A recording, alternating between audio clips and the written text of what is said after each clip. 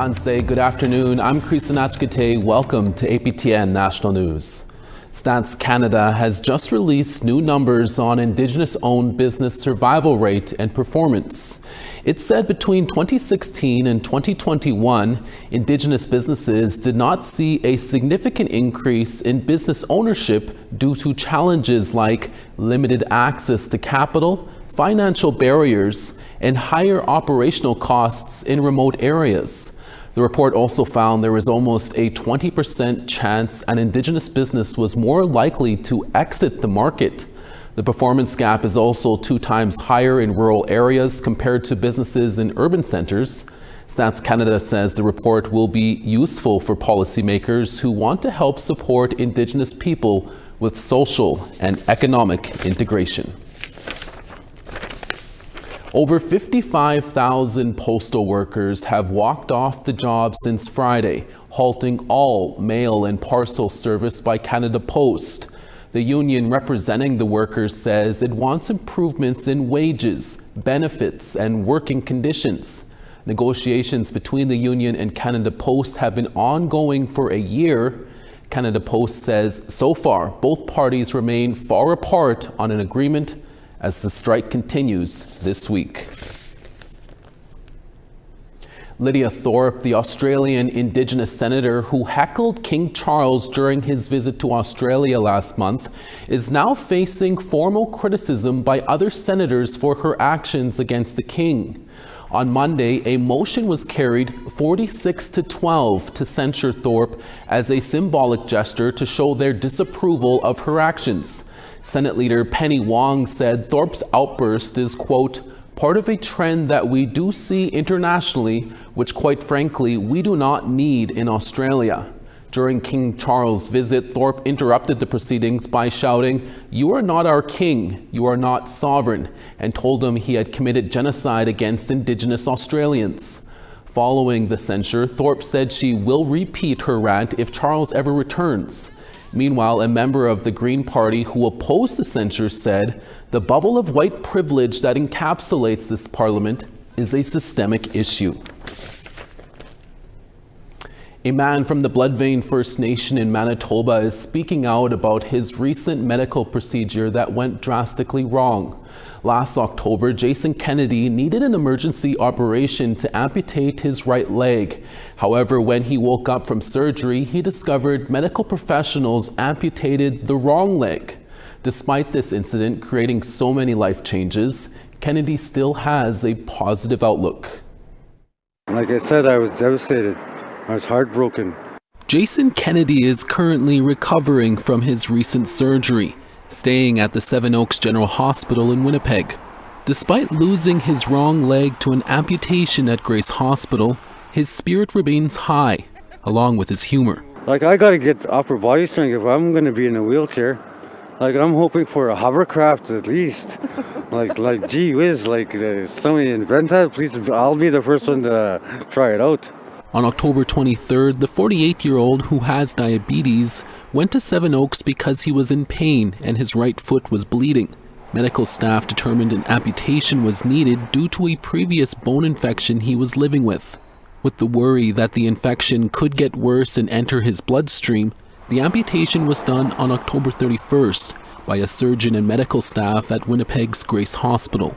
Like, I was under the impression that they were going to take the leg that had the infection. However, when Kennedy woke up, he realized the wrong leg was amputated. He says it felt like a bad dream. But then he recalled to his teachings he received from his grandparents.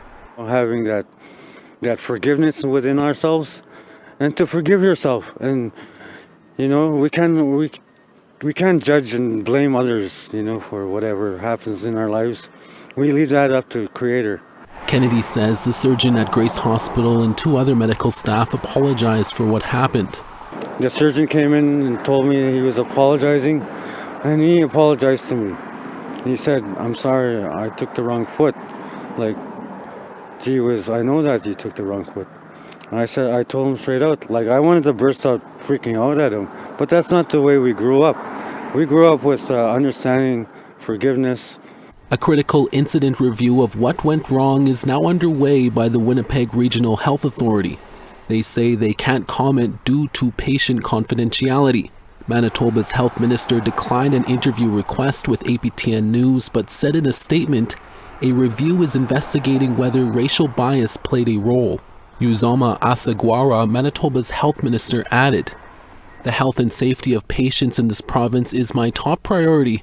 I want to extend my sympathies for the patient and their family. This is a heartbreaking situation that no one deserves to go through." The Assembly of Manitoba Chiefs is calling for immediate action and a full and transparent investigation into the incident. They are saying, quote, "This tragic error, which left Mr. Kennedy in shock and disbelief upon waking from anesthesia, highlights ongoing systemic issues within healthcare delivery to First Nations people." Kennedy, who is a commercial fisherman and was previously homeless in Winnipeg, appreciates all the care and support he has received following the incident, including from Lisa Young, who is chief of Bloodvein First Nation, and his cousin. You know, Jason taught me how to harvest rabbits when we were little, and, you know, going through the bush trails and doing all those outdoors type things. Now I know he's not going to be able to do that as freely as he could before. So just a whole life-changing scenario for him, and it's devastating. It shouldn't have happened. Kennedy is now exploring his legal options and speaking with a lawyer about compensation. Medical staff are also trying to save his right foot with antibiotics so he doesn't lose that leg too. For now, Kennedy hopes his story will bring necessary change within Manitoba's healthcare system so that an incident like this never happens again. Everybody should be put in place and to know what their duties are and what has to happen. To BC now, where a video uploaded to social media is raising some serious questions about the treatment of a visibly Indigenous 16-year-old girl by 6 security guards at a busy shopping mall in Surrey. APTN's Tina House has the story and a warning: some viewers may find this video of the incident disturbing. This video was uploaded onto social media on November the 13th that shows a 16-year-old girl who doesn't wish to be identified being detained by 6 security guards at the Guildford Town Centre Mall in Surrey, BC. Yeah, you're traumatizing her. Let go of her. Let go of her now. Let go of her. Let go. You're using unnecessary force. You don't need to hold on to her like this. What are you doing? Why are you putting your knee in her back? Who do you think you are? Who do you think you are? After what was supposed to be a fun time for who we will call Jane and her 2 non-Indigenous friends at the mall turned into a nightmare after security guards questioned only the Indigenous girl about stealing from the Victoria's Secret store. After the teen showed them inside her bag, which had nothing in it, a security guard then allegedly slapped her phone out of her hand and smashed it on the ground. They had me outside first, and then they brought me inside, and that's when all of the other security guards came and they all cornered me. And then that's when I started feeling like I was being trapped, and like, I don't know, I felt really cornered and like, I felt really claustrophobic by being surrounded by all these security guards, and that just made me feel really inhumane. It made me feel like not human, being like so surrounded by security guards and getting pinned to the ground after I showed them I had nothing. Jane says when one of the security guards had her on the ground, she couldn't breathe for up to a minute. According to the teen, the entire incident lasted for approximately 10 minutes until police showed up. The Surrey RCMP confirmed that they did go to the mall. Their statement reads in part, on November the 12th, 2024 at 8:43 p.m., police responded to a report of an assault on a security guard at Guildford Town Centre. Police were advised that the suspect female was being detained by the mall security. Our officer attended and arrested the suspect female for assault. According to the mall security, the female allegedly spat toward a security guard and was subsequently detained. The suspect, who is a youth, was released at scene to their guardian. Investigation is ongoing, and all aspects of what transpired are being looked at. But Jane's mother says her daughter was not arrested or charged, and she believes her daughter was racially profiled. Shame on you guys. You guys are grown, big men. There's no need to be handling anybody like that or even put your hands on anybody at all. Like, it's very shameful. Sino General is her stepfather and says their daughter is traumatized over what happened.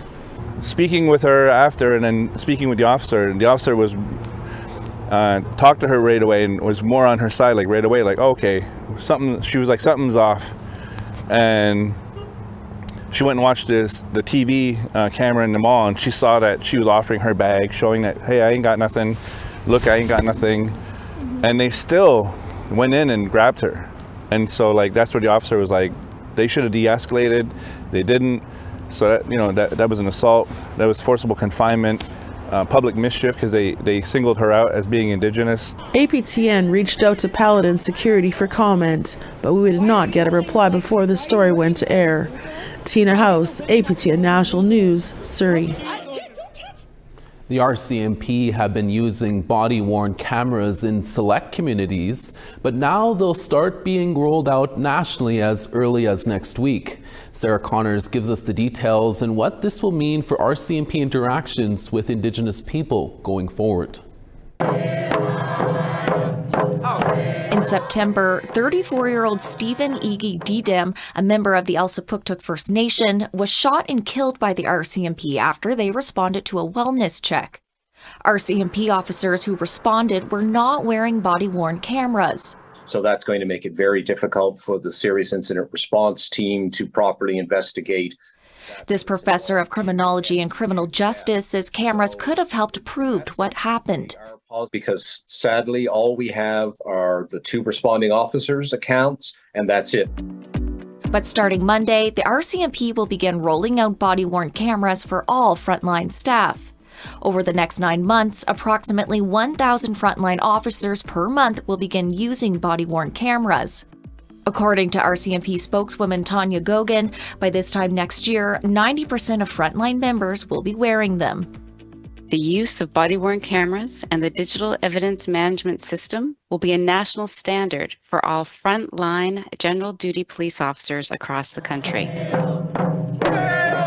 Since late August, at least 10 Indigenous people have died following interactions with law enforcement. The RCMP hopes the cameras will help improve relationships with Indigenous people. So it's, I think, a positive initiative that could help build trust and transparency between the police and the Indigenous communities we serve. These body cams, I think, are going to make things easier or more streamlined for us.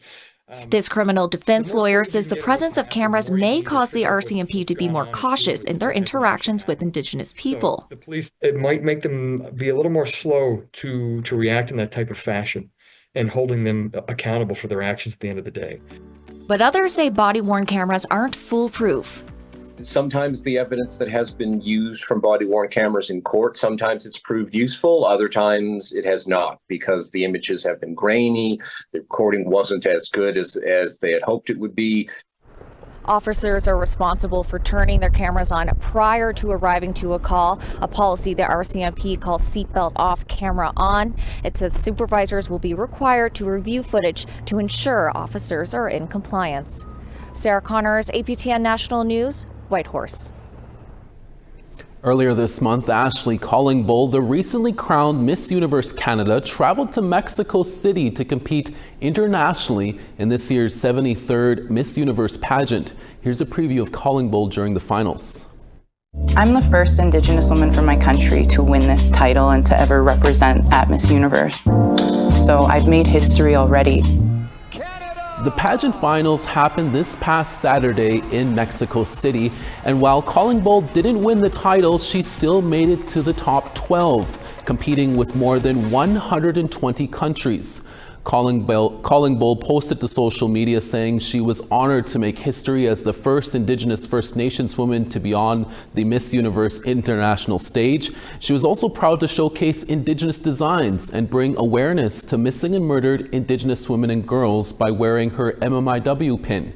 Collingbull, who is from the Enoch Cree Nation in Alberta, hopes that all of her work will inspire the next generation of young Indigenous leaders. In the end, Denmark was crowned this year's Miss Universe. We have more stories for you after the break. Stick around.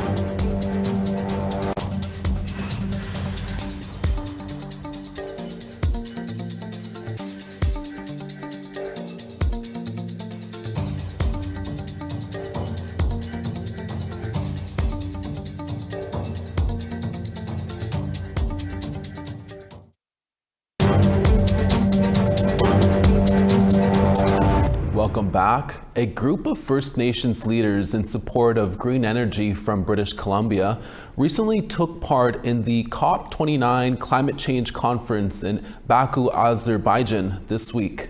Fraser Needham has the story. The leaders are part of the First Nations Climate Initiative. Tilkazko First Nation Chief Wes Sam is part of the delegation. He says the conference is an opportunity to talk with other Indigenous leaders around the globe who are experiencing similar climate change challenges. All with issues similar to ours, left with the results of things that were beyond our control, but now that we have to live with.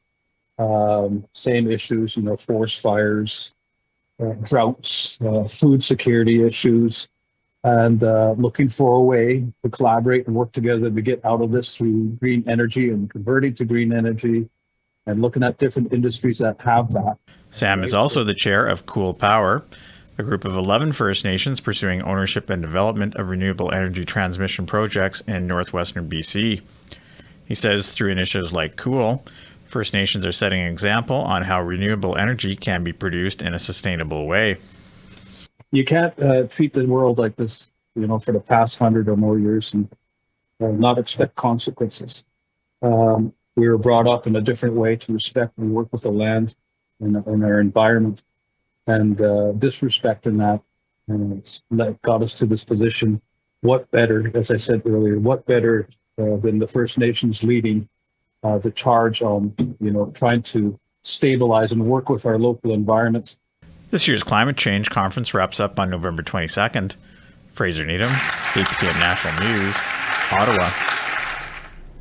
We now want to tell you about last week's web poll results. We asked, did you participate in any Remembrance Day ceremonies? 31% of you said yes, and 69% of you voted no. Next, we asked, do you think the passing of Honourable Murray Sinclair will impact ongoing reconciliation efforts in Canada? A majority were between yes, somewhat, and yes, significantly at 32% and 25% respectively, while 28% of you had voted no and a few were unsure at 15%. And lastly, we asked, did the results of the US presidential election change your outlook on Canadian politicians? Majority of you voted no at 46%, while the yes vote is at 37%, and 13% said it would somewhat affect, while 4% were unsure. Thanks to all who took the time to vote. We have a new set of questions up at aptnnews.ca. Time now for a short break, but when we return, we have weather and more stories for you. Stay with us.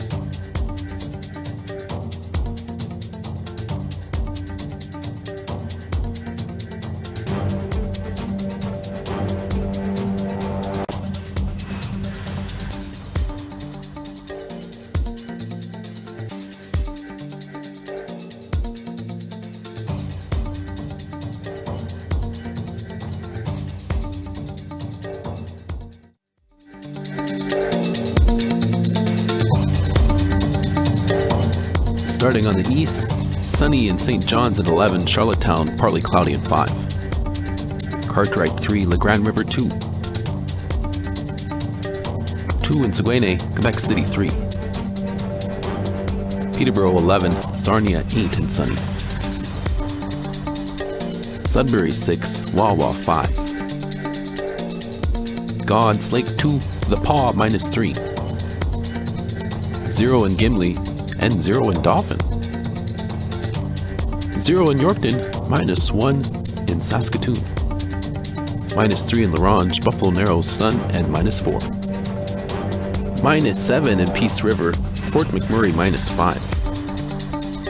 3 in Medicine Hat, -2 in Lethbridge. 2 in Penticton, Campbell River, 7. -1 in Prince George, Smithers, 0.